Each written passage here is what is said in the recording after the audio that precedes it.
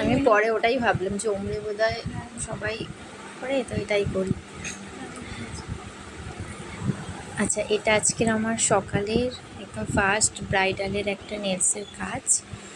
আর যেহেতু আমার কাছে অনেকবার করেছে নেলস, কিন্তু এটা বিয়ের জন্য করা, তো এর আগে আমি রিভিউ নিতে পারিনি আর সেরকমভাবে রিভিউ পোস্টও করতে পারিনি। তো সেই জন্য এতবার করার পরে এবার বিয়েরটা কেমন হয়েছে একটুখানি শুনবো।